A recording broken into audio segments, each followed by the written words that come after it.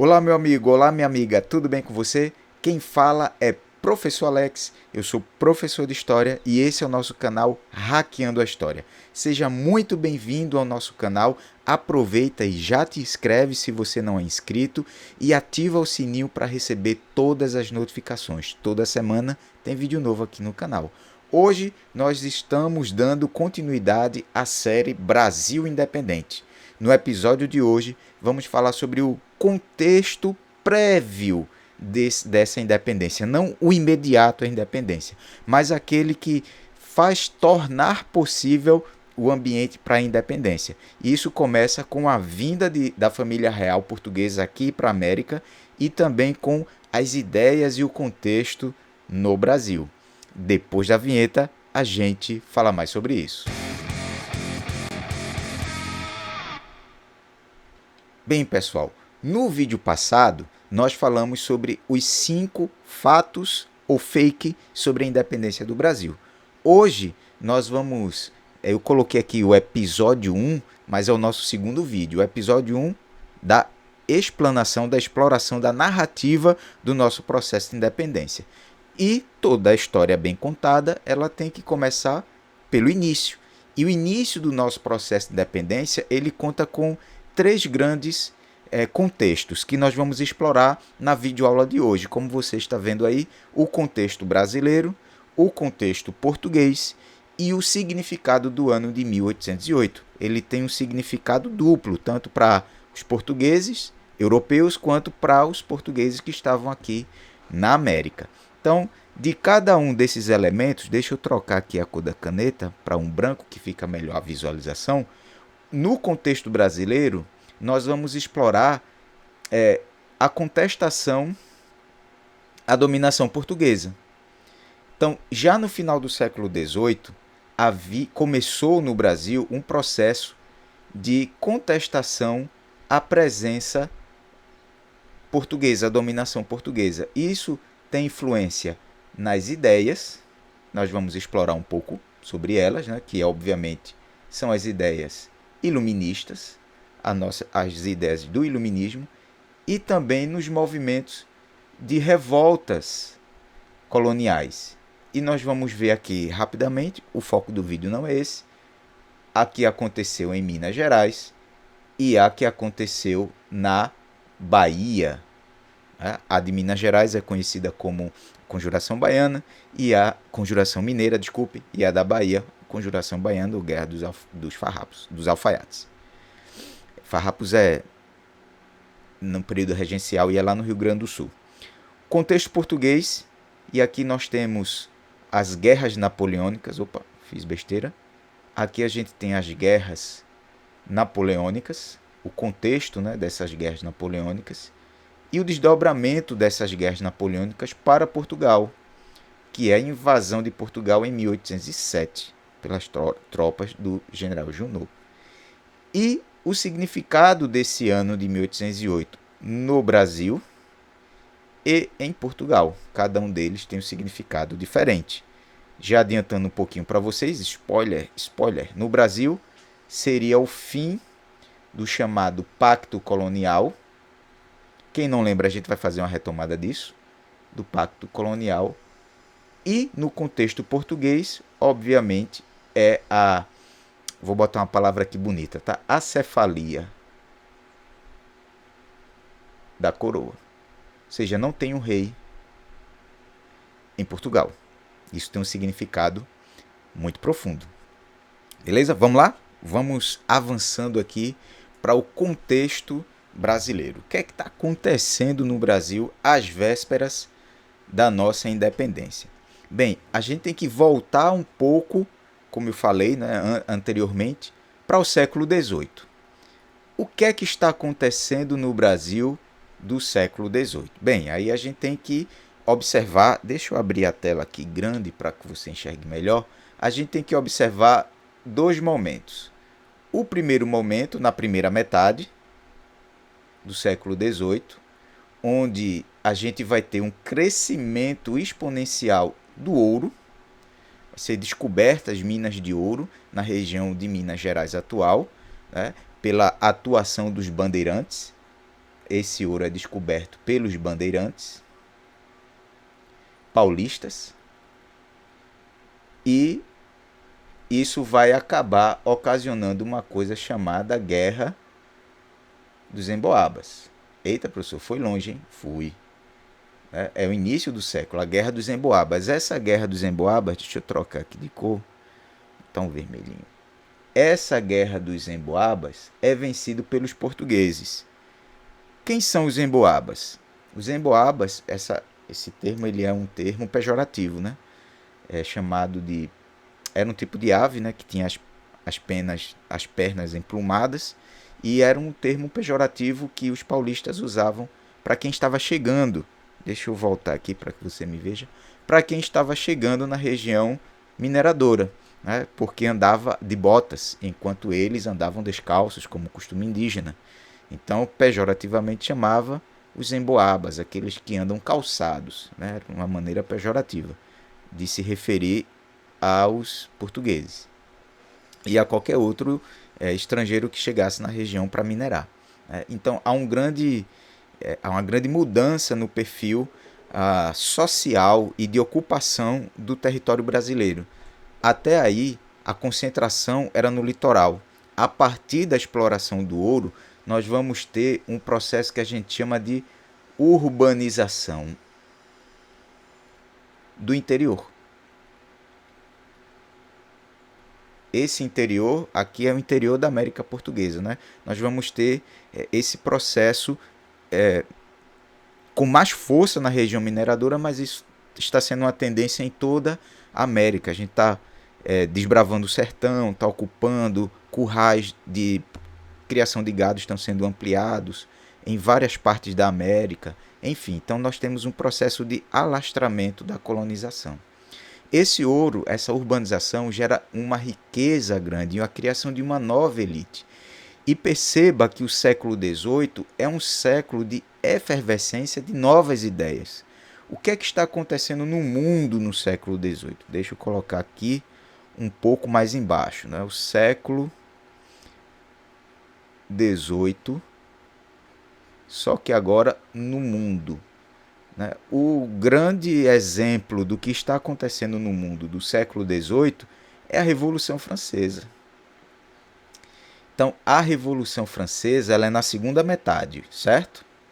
1789. Porém, o que dá razão à Revolução Francesa são as ideias iluministas. Então, essas ideias iluministas elas estão se espalhando por toda a Europa e chegam aqui na América. A elite brasileira, os filhos da elite brasileira, iam estudar fora, iam estudar em Portugal, em Coimbra, iam estudar também na França, e lá tinham contato com essas ideias iluministas. Alex, que ideias iluministas são essas? Quando a gente for para o contexto português, a gente retoma elas, tá? Mas, rapidamente, essas ideias iluministas, a gente poderia resumir, deixa eu colocar aqui em uma cor diferente, essas ideias iluministas a gente poderia resumir, tá feio, em liberdade. Se a gente fosse resumir em uma palavra, a gente poderia resumir na palavra liberdade, né? Que vai ser o mantra da Revolução Francesa. Liberdade de quê? Aí essa palavra tem vários múltiplos significados: liberdade de comércio, liberdade de expressão, liberdade contra a tirania dos reis absolutistas. Então ela tem múltiplas facetas, certo? Já na segunda metade do século XVIII, essa produção aurífera começa um declínio e ao mesmo tempo há um aumento como eu falei anteriormente, da ocupação administrativa portuguesa na América.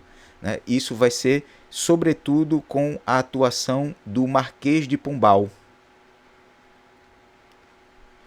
Então, o Marquês de Pombal vai criar companhias privilegiadas de comércio, vai aumentar a cobrança de impostos na região mineradora, vai reorganizar a administração, vai criar um caminho chamado Caminho Novo para que o ouro chegasse até o Rio de Janeiro, onde ele era exportado para Portugal. Então, tudo isso vai ser instrumentalizado na segunda metade. E o que é que isso vai ocasionar? isso vai ocasionar essa atuação mais presente da coroa portuguesa na segunda metade do século XVIII, vai proporcionar uma maior presença dessa coroa e uma maior insatisfação, o que vai gerar as rebeliões do período colonial, né, que em Minas Gerais vai ser com bastante força, né, ali a gente conhece a história, né, o Tiradentes e todo aquele movimento para independentizar a região de Minas Gerais, e posteriormente, isso é em 1789, e em 1798, na Bahia, uma conjuração de caráter mais popular, a de Minas Gerais é de um caráter mais elitista, vai solicitar, vai reivindicar quase que as mesmas coisas, acrescentando aí pautas sociais, como fim da escravidão, igualdade de direitos entre brancos e mestiços e pessoas pretas. Então você vai ter um viés mais popular na Conjuração Baiana de 1789. Beleza? E esse é o contexto brasileiro do final do século XVIII e o início do século XIX. Já o contexto português, ele tem a ver diretamente com esses dois fatores que a gente falou na abertura. O fator das ideias e o fator, vou botar aqui mais embaixo, e o fator Napoleão. Esses dois fatores são extremamente importantes no contexto português, no contexto europeu. Que ideias são essas? Essas ideias não são só portuguesas, tá? Elas são da Europa como um todo. Então, são as ideias iluministas. Deixa eu encher a tela aqui para ficar melhor de vocês visualizarem. Então, essas ideias, elas são ideias iluministas. Opa, fiz alguma coisa errada aqui. Deixa eu apagar. São as ideias do iluminismo. Foi o iluminismo? O iluminismo, ele foi um movimento polissêmico, certo? O que é que isso quer dizer? Quer dizer que ele tem vários sentidos, certo? Vários sentidos.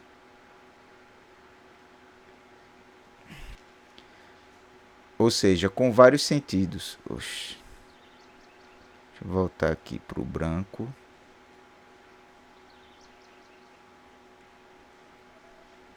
Polissêmico, muitos sentidos. Esses sentidos, ele tem um sentido político, ele tem um sentido filosófico, ele tem um sentido artístico, certo? Ele tem um sentido econômico. Então, são vários sentidos, várias manifestações do pensamento iluminista. Nós vamos focar basicamente no político-econômico.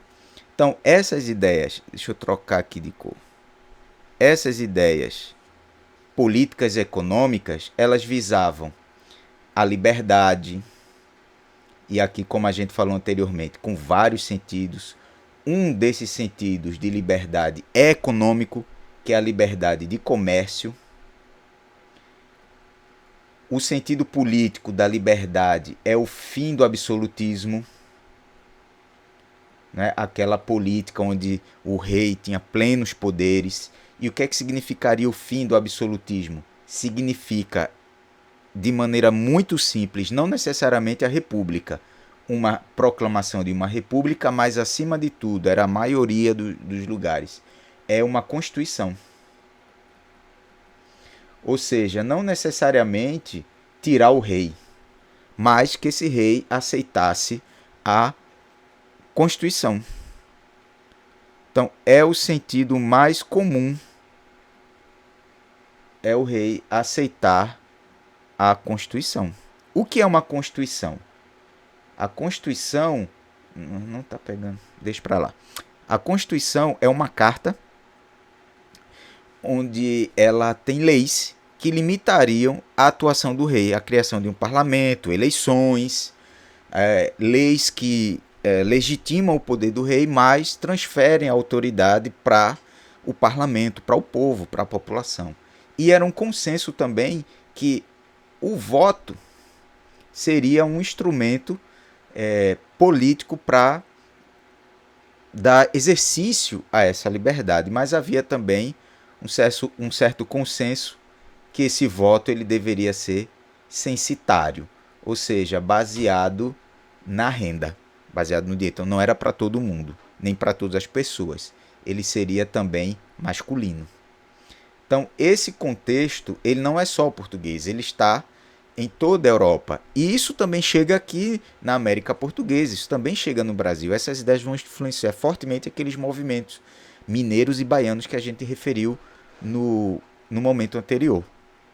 Então, essas ideias iluministas vão dar muita força vão ganhar muita força na França.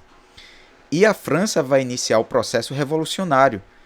O processo revolucionário, deixa eu voltar aqui para que vocês me vejam um pouquinho. O processo revolucionário francês, que começa lá em 1789, ele tem vários momentos. A gente tem um vídeo aqui no canal, vou deixar ele no card aqui em cima, e também no link da descrição, onde a gente fala do contexto, né, que tornou possível a Revolução Francesa. Mas ele tem vários momentos. Tem um momento da guerra, de derrubada do rei, tem um momento de uma monarquia constitucional, depois esse rei tenta dar um golpe, ele acaba sendo morto, né, perde a cabeça, o Luís XVI, e a gente entra no período republicano, que tem vários desdobramentos, vários momentos, e o período final dessa revolução, 1799, ascende Napoleão Bonaparte, como uma tentativa de salvar a Revolução Francesa, que parecia que os reis absolutistas voltariam para a França. Então Napoleão Bonaparte ele consegue, com o prestígio que constrói ao longo do tempo, se firmar enquanto liderança política e restabelece, de certo modo, um protagonismo francês na Europa. E ele vai iniciar o seu governo, a gente pode dividir em dois momentos. Nós temos um momento de uma atenção maior para aspectos internos e um momento para o aspecto externo. A gente vai focar no externo, porque não é a ideia de era napoleônica. Então, o evento externo ele vai iniciar guerras pela Europa, guerras de conquista. Guerra contra a Inglaterra, guerra contra o Império prussiano, guerra contra o Império Russo, guerra no centro europeu, e ele vai expandir as ideias iluministas pela Europa, né, contra a Áustria, enfim. A gente chama esse episódio de Guerras Napoleônicas. Em 1807, Napoleão ele vai invadir Portugal. Por quê? Porque as tropas napoleônicas vão invadir Portugal por conta de um evento, de um tratado, seja lá como você quiser chamar, chamado bloqueio continental. O que era o bloqueio continental? Era a proibição de toda e qualquer comercialização, transação comercial entre a Europa continental e a Inglaterra. Então havia a proibição da compra. Deixa eu voltar aqui para o slide cheio para ficar mais fácil a sua visualização. Então era proibido que qualquer nação continental europeia comercializasse com a Inglaterra. Era uma tentativa de enfraquecer a Inglaterra para que Napoleão pudesse invadi-la. Enfim, não dá certo, porque Portugal é um dos países que fura esse bloqueio continental. Fura esse bloqueio. E vai acabar sendo invadido por Portugal. Deixa eu ler aqui para vocês, deixa eu voltar aqui, para que vocês me vejam. Deixa eu ler aqui um trecho da invasão portuguesa, da invasão a Portugal pelas tropas napoleônicas e a fuga da família real para o Brasil. Escuta só. A partir desse momento, tudo não passava de confusão. Valetes, mulheres, soldados, objetos preciosos e os móveis maiores e mais úteis eram carregados a bordo. O Cais de Belém ofereceu um espetáculo triste e grotesco. O regente, Dom João, chegando em uma carruagem com um infante da Espanha e com um único criado, não encontrou ninguém para recebê-lo. 2 soldados da polícia jogaram pranchas ao pé da carruagem, para impedir que o regente caísse na lama do cais. A princesa Carlota chegou em outro carro com todos os filhos, e a rainha em terceiro, com apenas uma dama de companhia. Ela entrou em uma cadeira de sedã. É aquelas cadeiras que eram carregadas por pessoas, né? Tipo aquele miolozinho da carruagem sem os cavalos. É mais ou menos assim. Gritaram como sempre. E teve que ser forçada gritando, a rainha, né? Dona Maria I, gritando como sempre. Não é à toa que ela recebeu o nome de A Louca, né? O apelido de A Louca. E teve que ser forçada a embarcar. Os conselheiros do governo, antecipando a catástrofe, acumularam por vários anos moedas de ouro nos cofres privados do regente. No dia de sua partida, não restava 10.000 cruzados no tesouro público. Isso é muito pouco para manter um país. Fazia 3 meses que os oficiais do exército não recebiam qualquer remuneração. O pagamento da dívida pública estava em atraso, bem como o salário das pessoas que acompanhavam o regente. Desculpa, li errado. Bem como os salários dos diretores, funcionários e juízes. A maioria das pessoas que acompanhavam o regente era ligada ao tribunal. Apenas um pequeno número de nobres seguiam o príncipe. Então veja que é um cenário caótico. Quando as tropas napoleônicas chegam a Portugal em 29 de novembro de 1807, né, ele não encontra ninguém. 29 de novembro de 1807. Não encontra ninguém, porque no dia anterior a coroa portuguesa deixa o reino nessa cena que eu acabei de ler para vocês. Então, isso é bastante interessante. Por que eles vêm para o Brasil? E aí a gente entra no significado de 1808. Por que o Brasil? Porque Dom João não fica em Portugal e resiste militarmente à invasão de Napoleão. Por que ele sai? Interessante, né? Por quê? Porque ele não resistiu. Ele foi covarde, fugindo. Bem, essas leituras são leituras possíveis. Algumas pessoas até falam nisso. Veio fugido, era um covarde. Dom João era um fraco. Bem, observando a geopolítica do século XIX e de Napoleão, Portugal seria vencido facilmente pelas tropas napoleônicas. E corria um sério risco, deixa eu colocar logo aqui, né, para Portugal.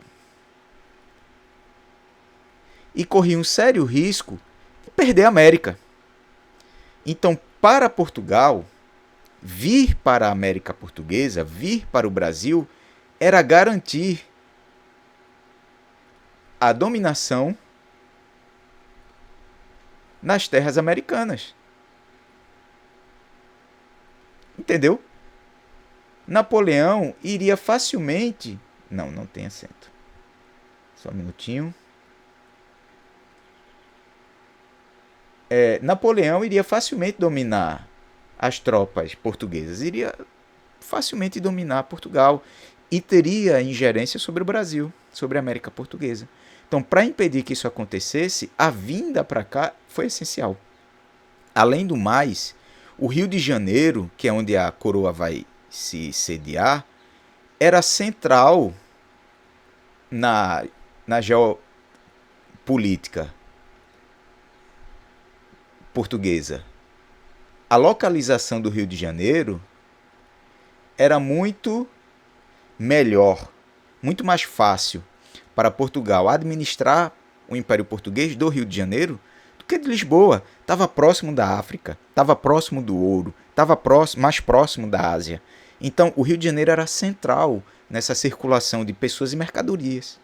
Então, garantir a manutenção da coroa portuguesa no controle do Brasil era essencial.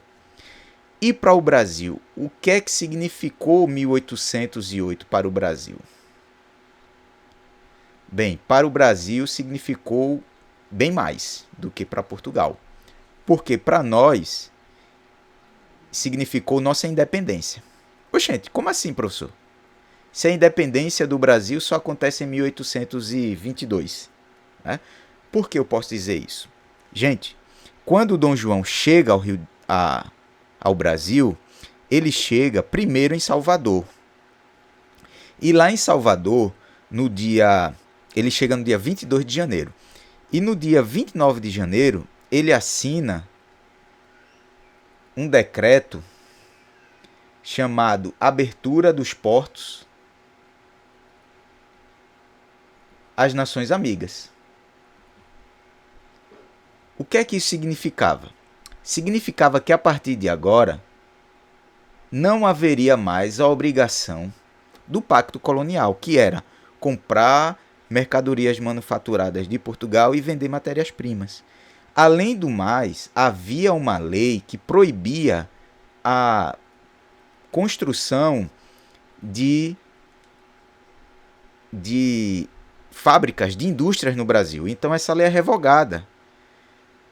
Há uma revogação dessa lei. Revogação da lei que proibia indústrias. Então, isso é, de certo modo, uma independência, o início da independência do Brasil. Também significou, né, para o Brasil, deixa eu escrever aqui de branco, né, para que fique bem claro, né, o fim do pacto colonial.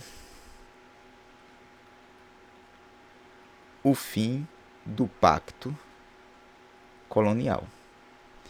Isso vai gerar, né, esse fim do pacto colonial, a abertura dos portos às nações amigas, vai gerar um incremento, né, do dinheiro que circula aqui mesmo no Brasil.